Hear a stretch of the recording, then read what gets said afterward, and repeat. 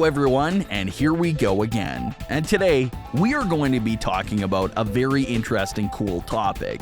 How retail will live in the next 5 years probably, and where it is heading in terms of IT infrastructure. And today, we've invited Sergey from the X5 Group company, with whom we'll discuss this topic today. Sergey, can you tell us what you do? What is your part in the X5 groups? Yes, hello. To put it simply, I am in charge of DevOps. Now, if the company says that we need to do something with DevOps, it usually comes to me. If it is more complicated, yes. Then we are building here a form for development which allows us to do things quickly, reliably, and so on. And my guys make sure that everything is deployed on our products quickly, automated, in a beautiful modern way. Plus, they make it work reliably. There are monitoring, logs, and everything like this. X5 Group is a huge company, several very large products, both offline and online, thousands of employees. Can you tell us a little more about the structure? How do your SRE and DevOps teams work with different products? This is some kind of a single centralized scheme, or are you focused on a particular product specifically? I would take it a little higher. Not from the point of structure, how we distribute SRE and DevOps among products, but how our business interacts with IT as a whole. It is important to understand, yes, the X5 Group is, in fact, a company that has many customers. These are Piturechka and Pidekrustok. Offline, online, all sorts of near retail businesses that are now widely spread. Not so long ago, we switched to a scheme where we have a single ID IT. We have directly allocated a separate business unit. This unit is called X5 Technology, and in fact, it is a kind of common solution provider for all business customers in the X5 groups. And inside X5 Technologies, there is such a division into domains.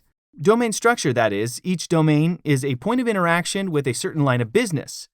There is, for example, a domain related to marketing. It covers the needs associated with all marketing products, different retail chains at the same time.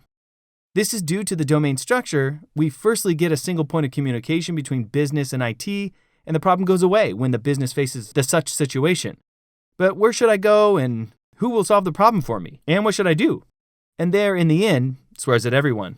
Plus, the problem of unification is being solved.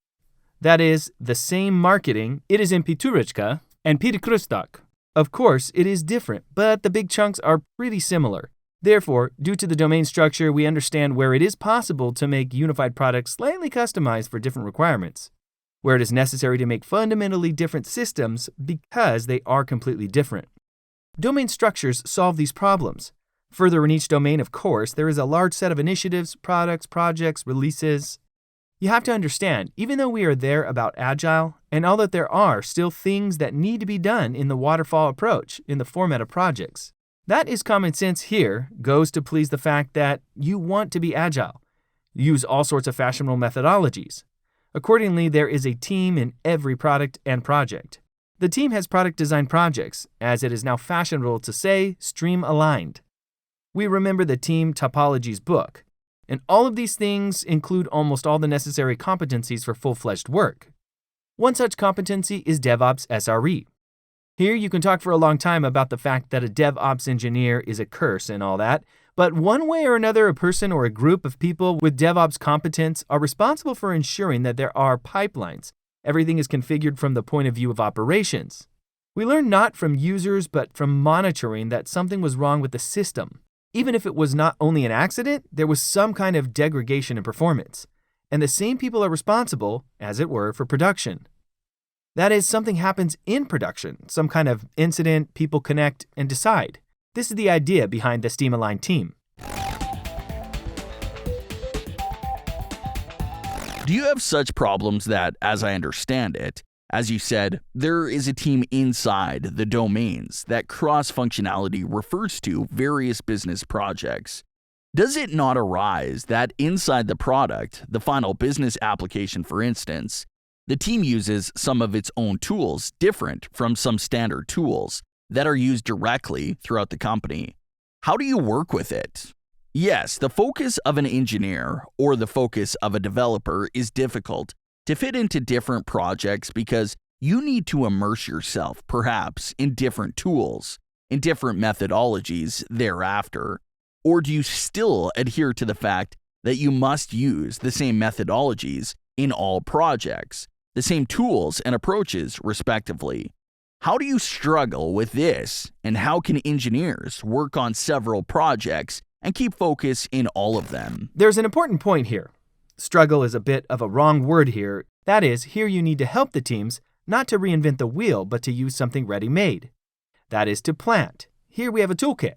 Use it and not step left or right. Well, it doesn't work. There are cases when you really need to use some kind of non-standard tool. It brings some benefits. It allows you to make some software faster or better. In this case, we have, well, some freedom in the actions of the team. At the same time, of course, we don't want to do the same work 10 times for each domain separately, for each team separately. Therefore, in fact, there is a platform that should solve the problem of unification. We try not to enforce the use of the platform. We try to make the platform so that people want to use it. Well, that is, not a single engineer in his right mind will go to make, I do not know, his monitoring system if there is a ready-made one that you can connect to. Not waste a lot of time, but get ready-made dashboards, ready-made alerts. Tweak them a little for yourself and sleep well at night. If an engineer does not want to go into this story in the presence of good, really high-quality service, well, then this is a bit of a strange engineer. Maybe there is worth talking to him about work. Listen, what does the platform include? There's a platform as a whole, and there is a platform, which, as though my piece, the whole platform is, well, the whole set of infrastructure tools there and to ensure development. Starting from the cloud layer and infrastructure as a service, platform as a service, Kubernetes, and that's all. Finishing with GitLabs, Artifactory, and similar services. Specifically, yes, that's what I can talk about for a long time and in detail. This is my piece, services for development. We have a lot of them. GitLab, Artifactory, Sentry, monitoring, collection of logs. Matomo is web mobile analytics. It is as if used internally. This is from the fact that it provides the speed of development. There are services for which the business fundamentally is directly tied. That is, we, for example, use Gravity, an interesting solution. And now what is gradually becoming mega popular is a centralized API management system. There are the APIs of our applications, mobile and web, that are directly published through it, and that's all. This is an example of a direct business-critical platform service. If it falls, then it is evident that everyone suffers greatly. Also, for example, Kafka refers to the platform. Serving and raising Kafka, well, that's still something to do. That it is a very specific, complex story. Dedicated expertise is needed. Few engineers want to do it themselves, if you can put it on. Service. Yes, if you can use it as a service. And the third block is a story about security. DevSecOps. Probably one of the main tasks for the next year. We are slowly moving towards shift left, introducing security completely into the development process. Well, and accordingly, a toolkit is needed here. Yes, that is raising every SAST scanner for every product is, well, also a path to nowhere. Yes, that's why we are expanding the platform with security-related services. Now it's Wolt. Well, there are various stories about SAST, DAST, SCA. In general, there is such a large zone of knowledge, which you can also talk about for a long time. If we talk about X5 Group, a large company, again, many products, many different services. In principle, perhaps some parallels with the cloud can also be drawn. Because if we talk about a global international cloud, and if we talk there about modern services, then everyone prefers to use not just the standard EAS level with a standard set of basic tools, but also combine virtual machines, physical servers, use some kind of platform services, containers, databases, tools for work with load balancing, firewalls, and so on. In fact, there is a separate team behind each of these products in the cloud, and Seva will tell us how we manage releases in the G-Core cloud, how we support this cloud, what practices we apply, and how difficult it is a modern task like what Sergey was just talking about. We certainly strive and certainly develop the history of the same agile approach. There is also an operating team, a development team that deals with certain projects that are provided as a service. There are virtual machines, bare metal as a service, Kubernetes as a service. We are now preparing centralized logging as a server in order to provide just a single entry point for developers, which does not need to be deployed just by Kafka or Elasticsearch, nor to support it, nor monitor performance, and so on. That is, they receive within the framework of the finished endpoint where they can upload all the data.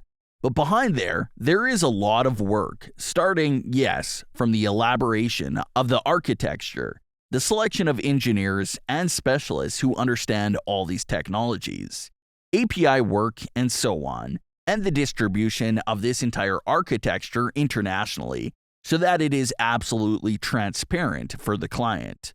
We use agile technology, but the ratio of the number of people sometimes working on a project and those volumes of tasks and services that we want to develop, sometimes there is a reuse. Therefore, guys working with us indeed are cross-functional, but within the G core, we still have product teams because sometimes it is impossible to have a cross-functional team because different products use the same approach from the point of view, maybe. Basic technologies monitoring, PAPIT, which rolls out to all servers, yes. There are some basic things in form of security, keys, rules for setting up host names, prescribing DNS, and so on, yes. But then it begins, for example, from the point of view of automating the delivery of some components. We use, for example, Ansible. For rolling out, for example, our releases in the form of management platforms, there we use Helm, and everything is tied to GitLab. For instance, the basic code storage tool is Bitbucket, but at the same time, within our team, we still use GitLab. Therefore, we still have our internal product teams, which do not divide and share between other products. For example, there is a cloud team, there is an SDL team, there is a DDoS protective team, etc., so that they could concentrate on a specific layer of the product. But cloud actually contains many subproducts if we are talking about our product. You can divide virtual machines under a subproduct, network, load balancers, and so on. And therefore, all the same, this cross-functional is obtained in fact. We try to follow this story that we have a 2-week scrum. We try to complete all the tasks, but still there are clients, and principally, I do not see the difference between a public service and an internal service. In fact, these are the same customers, and you have to represent the same technology with SLA of some kind, with guarantees, and ultimately, to make it convenient for the end user.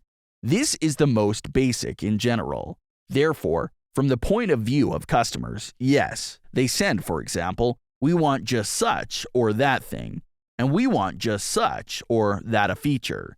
And we say, okay, yes, you are our beloved client. We will release it soon. Move it back a little. Well, in general, we are very flexible in this regard, something between Scrum and Kanban. But nevertheless, we keep this ideology. And the key task for us within our team, for example, is the correct interaction between the team and dev and ops. This is where the right DevOps practices are born. It seems to me that this is one of the foundations that allows, among other things, to move in this flexible model of work and the provision of service, because this is an integral part of the relationship between developers and operations, that the developers know the operating tools and the operation knows what is happening on the development side and give the right tools to deliver quality service, fault tolerance, correct architecture, and so on. Therefore, in general, in terms of the platform level, yes, I think your team provides exactly the platform, the final level for developers, be it managed on GitLab, managed monitoring, managed plugging, and so on. That is, you are preparing the final tool, but in the form of a platform. It is important that the platform is not just a collection of disparate services. That is, the value of the platform is in the integration between them, and again, the platform is a single entry point. I don't want the user to go in one place there to receive, a group of GitLab to connect the log somewhere else. At the same time, different teams are engaged in this according to different rules. They provide different support, different SLA. Yes, but how the process works. Look, an integral part of getting a ready-made service, whether it is a self-service portal or a single API point. The processes that are arranged inside the company are important. And in my practice, when we work with a large enterprise, old processes are an integral part, yes. When there is the same waterfall, everything needs to be done there through. Yes, Service Desk Jira. I don't know how it works for you, but other large corporations have it that way. You start an application. This application flows into one department, into the second department, into the third. And the developer, in order to get some kind of test environment, yes, to test some patch, waits for a month or two conditionally to get the environment he needs. How your process is arranged. Have you changed your processes that allow you to receive tools here and now? How it works in general for you at the moment. The solution here is generally very simple. Yes, it is a self-service. There's a silver bullet probably for solving, for this problem. Yes, accordingly, we are trying to just go towards the self-service approach for the entire platform. In particular, the cloud is private. It changes the paradigm. That is, conditionally, in the classical approach, which was once yes in this application, you wait for a special person to deploy a virtual machine for you, make access, go in after 3 days, do something with this machine. It's kind of bad, yeah. With the cloud, we get a different paradigm. You can kind of set up the automation yourself. Terraform is the same, or use some to raise your infrastructure as a service layer. And you don't have to wait any longer. We kind of periodically pull the guys there, engineers, yes, which is the most annoying. And in fact, one of the main factors that most demotivates conventional engineers, so you kind of know what the problem is. You can solve it yourself quickly, but you have to sit and wait for someone else to connect and help you. It kind of demotivates people. It also stretches the deadlines. Yes, there may be an elementary solution to the problem, but due to the presence of a large number of links in this chain, and even more so on each link, there are some functions. How long can it take? The total time of solving is big. This is exactly why we are going, yes, towards stream-aligned commands. Full expertise within the team. You don't need to wait for anyone. You take it and do it. That's it. The problem is being solved.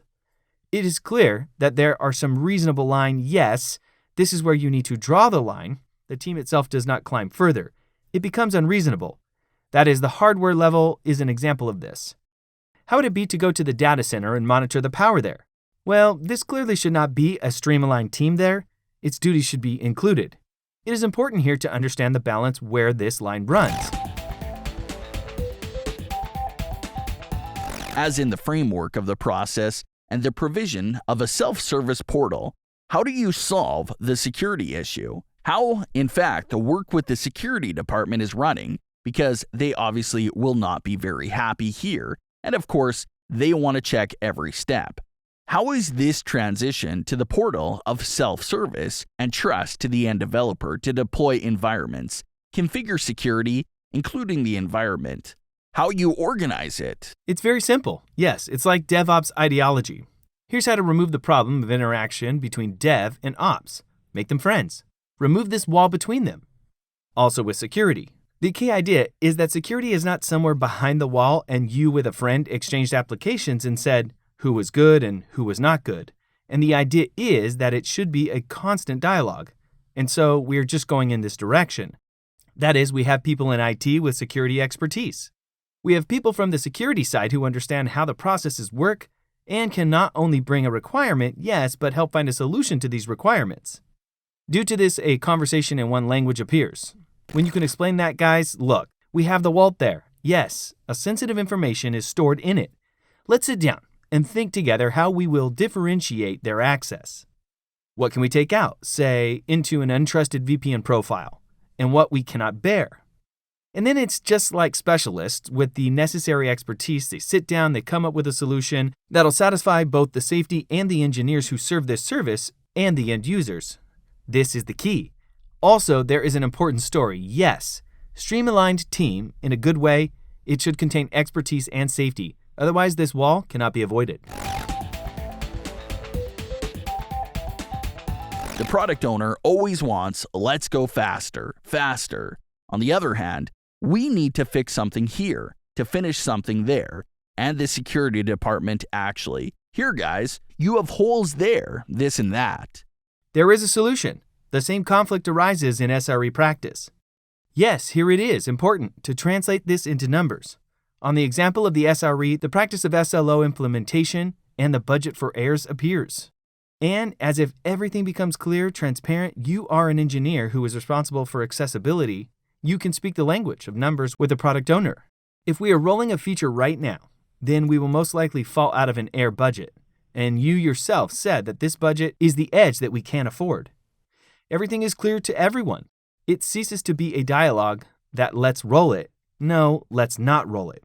This becomes some kind of constructive story tied in numbers. It's the same with security, but it's more complicated. Converting security risks into numbers is, well, much more difficult than converting accessibility into numbers. This is one of the challenges, yes, which we are now trying to somehow process and use. You can talk to them by numbers, the numbers of vulnerabilities in the system, how many packages are patched, and so on. The problem is that this does not say much to a product owner. By the way, a good question. How is the mechanics of your product owners arranged? Are they more for business, or do they still understand technically what is happening under the hood? And generally, you are looking more now into new product projects or who you work with, for example, yes. They understand what's under the hood and what's going on in IT and how it works inside. Well, the product owner is, of course, primarily about the business. Otherwise, it does not work. Otherwise, it won't solve the business problem. Secondly, probably yes, product owner is about team management. It's about having the right atmosphere in the team so that the people understand the goals. Yes, they understand why they work, what value their activity brings. And probably in the third place, this is about understanding technology, processes, and all this. I put the priority in this order, and because of this, we have people who help, let's say, with an understanding of the technique and the process. These are tech leads. There are delivery managers who are primarily responsible for the process component. Finding a product that is equally good in all these directions is a difficult task. These are very different directions. It's almost impossible to fit it all into one person. Such people exist, but they are few. So we divide here. We add to the team delivery and tech leads who help the product here. Did your team have any cases when the task was like, we need to comb legacy and make it more cloud native? Let's call it that, yes, or comb the microservice architecture. Do you take it to work or say that let's leave it as is because this is a business or mission critical system? It is better not to touch it again. It will work. Or we can build, for example, a new platform to which we will switch. Or you can take such cases into work, and there are some examples. Look, the task is never standing still. You need to take a monolith and rewrite it into microservices. This is the wrong task. Well, in such a setting, there is no point in it. It's just work for work. The challenge usually comes from the business. What we want more often, for example, to receive releases, like, let's figure out how to do it. Here, of course, the IT department sits down and solves the problem of the business, gives an assessment and all that. Further, there's a dialogue. It is clear that a balance appears here. Numbers appear again. Yes, any dialogue between business and IT should ideally be tied to some numbers. Otherwise, it will be unconstructive. And here the numbers are the cost and a benefit from the refactoring of the system. Do you always have numbers in your case for all projects, or it happens that someone inside understands that you need to do this because it is innovative, fashionable, and so on? Or do you always use numbers? I cannot say that it is always yes. Of course, there are some exceptions. They are everywhere, but we try to do just that. There is always the question of getting a budget for revision. There are specific requirements in order to get a budget, and you need to calculate the efficiency of investments there. And here, you just can't do it without numbers. If the NPV of your project is negative, then why do such a project? For our part, yes, we mostly don't come across projects that are considered legacy there.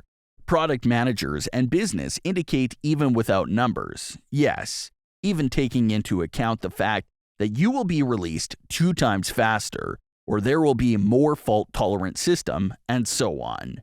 If this is a key product or a system that brings a lot of money, business and even product managers will tell, let's not touch it.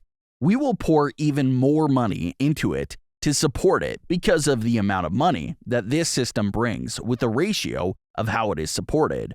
What are the risks when moving to a new microservice architecture there or a new architecture? It doesn't matter, yes.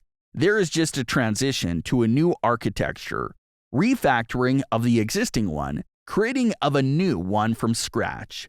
There are always very big risks that, roughly speaking, the business there is not ready to accept. Therefore, no matter how you operate with numbers, no matter how you prove that here there is a risk from the point of view of risk management, but risk points will be there. Conditionally, here we are. This is solved once, there, according to the second risk, it is solved two. The third risk is removed by the third, and you get such benefits.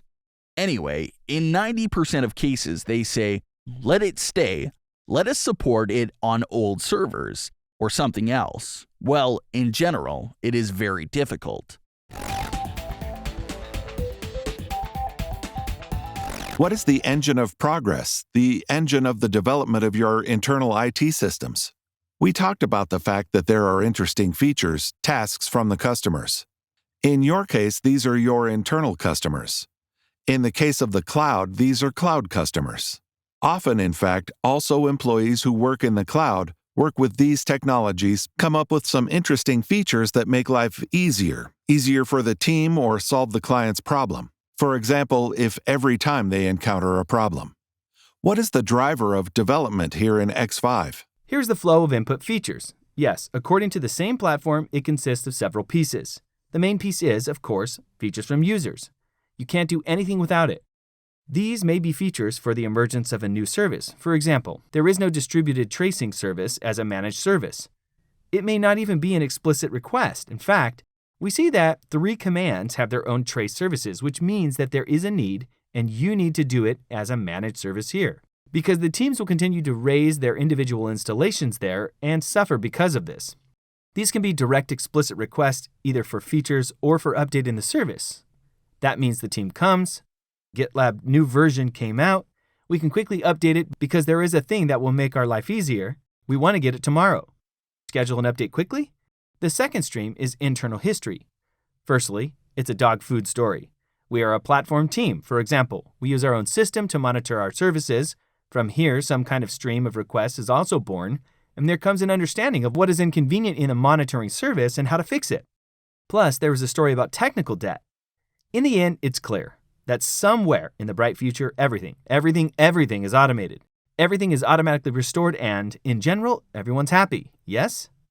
But we must go into this future, and it is hardly possible at some point to say that everything is perfect now. We will not do anything else. We will not stop at this. That is a story about automation, for example, of some kind of routine tasks, issuing accesses, new teams to the service. This is one that needs to be automated. This is another way to replenish the backlog. The third is probably an accident. Accidents inevitably happen. Yes, post-mortem. I will not tell all this, yes, but at the output, there is a stream of improvements that needs to be done, and this is the third story from where the backlog is replenished. Something like this. Technical debt. How to work with it in X5. One way or another, this entails many hidden and not obvious risks at first glance. You talked about your processes, how you work with postmortems, the consequences of some accidents, incidents, and so on. What conclusions are drawn from this? How is the work with those debts in general structured? It's always painful to work with technical debt because it doesn't seem to bring an obvious benefit on the part of an uninitiated person, and that this is some kind of work in vain, as if engineers are doing it for their own pleasure. In fact, of course, this is not the case. Probably the most working way here is to simply agree on the shore that a certain percentage of the time is strictly allocated for the technical debt. That is to disassemble each time and let's take this task here, move some business features, and do the technical debt. Well, it doesn't work that way. There will always be a desire to cut and roll out more and more business functionality. This is the case when you need to clearly separate that 10% of the time that is inviolable. During this time, the team is engaged in those things that they can see, and it needs to be done for stability to improve the quality of their work. Well, generally, the standard story about technical debt. In addition to such a strict agreement on the allocation of a certain time for the team to solve these problems, do you somehow convey to the business the value of working on technical debt and maybe some regular demo, some other internal enterprises? Tell why it is important, such a little evangelistic mission. How is it with your business? Of course, we work with product owners. That is, the product owner should understand why this time is allocated, yes, and that this is not just a waste of resources. A good product owner, and we help you figure it out, understands why you need to work on the technical debt. Also, in addition to this, well, there is a case when there is some kind of system, it really works there for a long time, yes. For some reason, it began to work not as well as we would like, yes, but we need to, well, cleanly do technical refactoring. Let's say the number of users has grown, organic growth, all that, and the system has ceased to cope. Here, you really need to go to the business, not even to a specific product owner, yes, because this system may already be in production. It is not being actively developed. There is not a proper product owner. There are some business stakeholders who receive value from this system. Here, you really need to, yes, go to IT, take the initiative, go to business, say that, look, our system is not doing well, and this is due to something. For example, there are more users, resources are limited, all that. You kind of need much money to do well further. Listen, while this is post factum, yes, there are already specific figures that we talked about. The fact is that you look at the figures, yes, it was better, it became worse.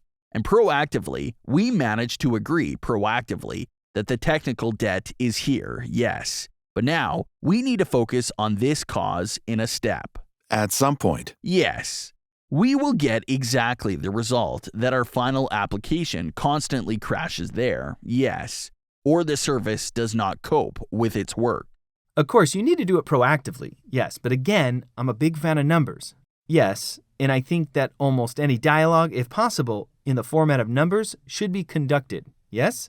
And if you just come and say, let's do something someday, it may become bad for us. If we don't do it now, well, this conversation is not about anything. It is not very clear. It is not very interesting for business. It's all the same in numbers, yes. There is the same utilization, for example, yes, or the numbers of messages in Rabbit conditionally. If you want to go into the details here, but nevertheless, it is possible to show on some basic figures that, guys, look, now the situation is good, and it's like with capacity management, yes, the situation here is still good. But there is a moment where we can take a step, yes, to shoot ourselves in the leg. It works provided that you translate it into figures that are understandable, in fact, for business. That is, if you come and say, look, we have 70% of the utilization of RAM there. Well, this does not say anything to the person who is building retail to the business side. And if you translate this as, look, it means that we have an increase in the consumption of resources and such over the past 6 months. Then in 6 months, our system will fail and will no longer be able to serve users.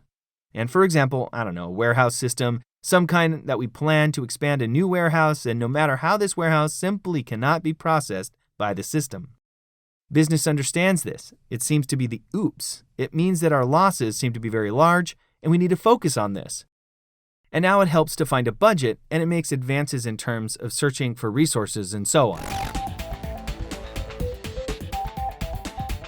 Here is the internal infrastructure, yes. There is a private cloud, and you have many projects, yes, many domains, and so on. And you, as an IT department, how do you account for costs for products? That is, you simply provide a service, or you somehow additionally charge them. And the end consumer, yes, the service knows how much your internal service costs. How does your billing model work? How is it distributed? For cost centers, for example, for service. Billing is always a very complex topic. That is, regardless of the subject area, building a good billing is another task. Whatever it is, it will still seem that it does not work properly. Either slow or not fast enough for end users. Yes, we are both in retail and in telecom, and everything that I have encountered, do it, we of course put some cost on the balance of the teams. Conventionally, the team uses the logging service, yes, but we have a model that calculates the cost of this service. There is conditionally a free tier, yes, when, for example, a 10 gigabyte stream per month is simply free. You do not need to pay anything. You connect, you use it, yes. If more than a formula appears that says what the final cost is, well, it will already be counted in money, not just in resources, but specifically in money. And well, of course, this is the budget. It is laid down. This is exactly the budget of the product. This is not some kind of IT budget. There's an infrastructure team budget or something like that. Ideally, we want to reach this figure. It should not cover not just, well, hardware itself, yes, but also include some kind of contingency for the work of the team, so that new features are made, so that someone is behind the service watched, that's all. It is in the ideal world, not hardware, but also even covers. We haven't gotten to that yet, to be honest. That is one of the things that still has something to work on with billing. Well, where is retail moving towards full online, and will it remain offline in general on the market? It's kind of difficult to predict the future. What can be seen for sure, yes, that the online segment is growing. At the same time, the offline segment is not to say that it is failing. Offline remains the driving force. There is no escape. That is, offline stores generate the bulk of revenue. This is clear from the reports. This is all clear. But offline growth rates are, of course, much lower than online ones. Online, of course, by tens or hundreds of %, it is easy to grow. Offline, well, this is already difficult to achieve because, well, after all, the competition's high and the market is more or less limited. As a zone of such growth, the online segment, of course, is actively growing. We have big investments in it. A lot of services are emerging. It shot into the pandemic just incredible. But offline is not going anywhere. In order to develop both the internal infrastructure and the infrastructure for new products faster and more dynamically, which approach do you think is more optimal? Using your own developments or buying boxed products and adapting to your needs? Depends on a bunch of things. Well, that is, the story is the same here, to make an agile product or to do a project with a fixed deadline. It depends on what kind of initiative is, why it is needed. If there is a ready-made, good box solution that suits us completely and will be no need to customize it in some kind of minimal customization, then, well, what's the point of making our own? You can take a box solution, well, no one writes an Active Directory, yes, a service, ditto for, well, retail-related products. Somewhere, the box is applicable. You have to understand the X5 business is a big story, very specific. If conditionally stores near the house taken separately, they are all more or less all alike, such kind of not included in the network. When it is a bigger rate, there are tens of thousands of stores. The story becomes much more complicated. And while the same loyalty system, yes, just take a box one ready-made, it is, well, difficult, yes. It will have to be refined all the time. At the same time, you have to finalize quickly because this is a key story for the business. It affects the NPS, yes. It influences the rescue and all that. That is, it makes sense here, for example, to look at some internal developments. How and who makes decisions? Where is it better to move? Towards your own solution, or is it a box solution that will help quickly launch a product, project, and so on? That is, on the basis of what you built it. Where to move? Analysis. Analytics, yes. Who makes decisions? What is the basis for the analysis? Business together with IT, together with the domain. Here is just one of the obvious intersection points. There is a stage. Start of the initiative takes place, yes. You need to figure out how to do it. Business comes and business understands what to do and why to do it. IT talks about this. IT helps to answer the question of how to do it. That is, it is carried out even before the start of work, before the start of the product and all this. Research is conducted if necessary.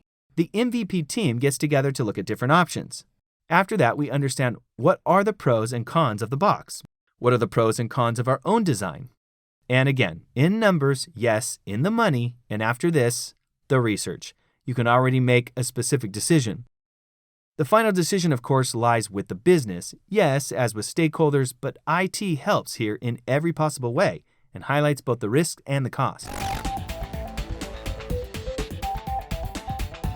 And in terms of capacity management, how does capacity management work? Do you always negotiate with the teams?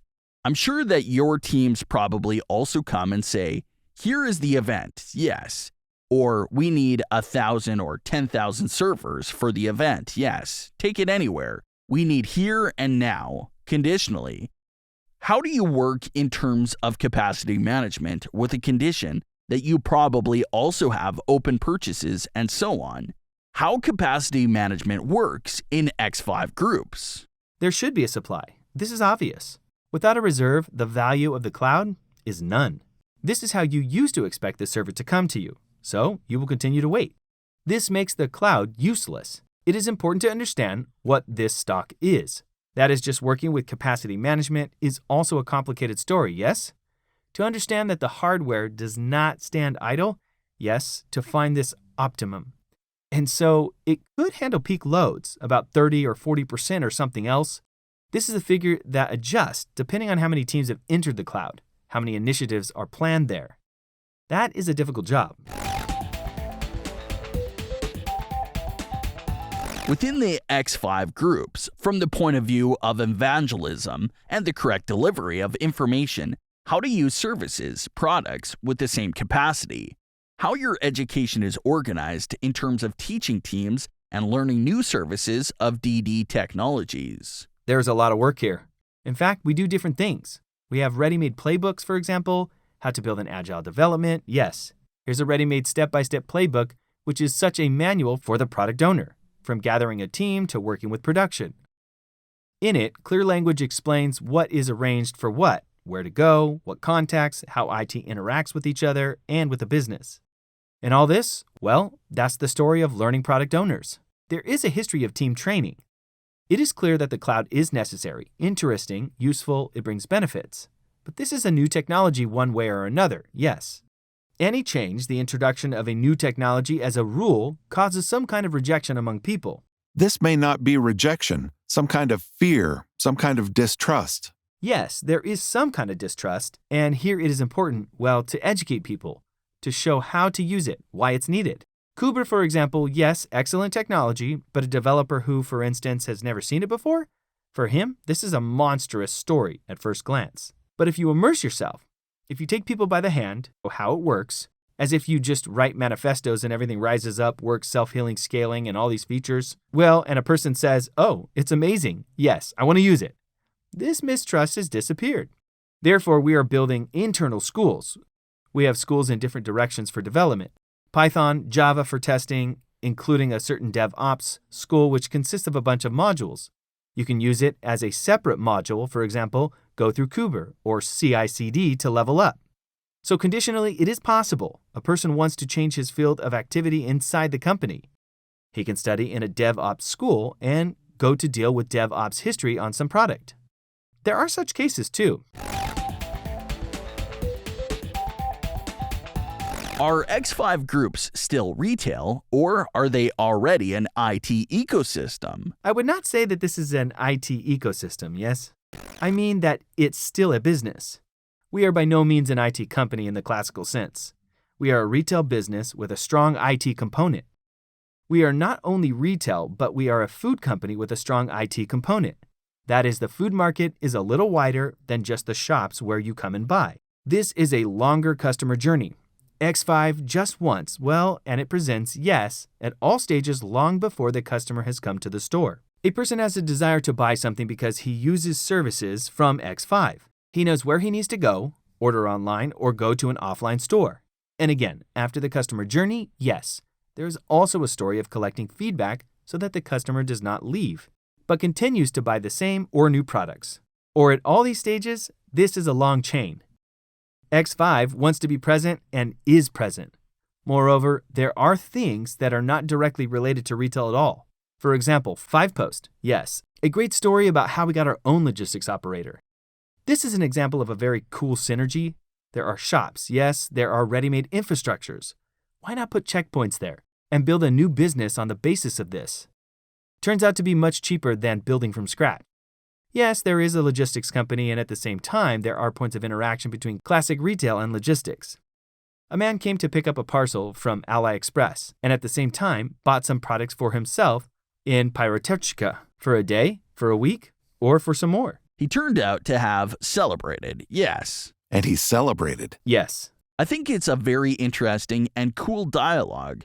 And the most important thing is that retail, well, and generally any companies, enterprise companies are already keeping pace with the times in IT.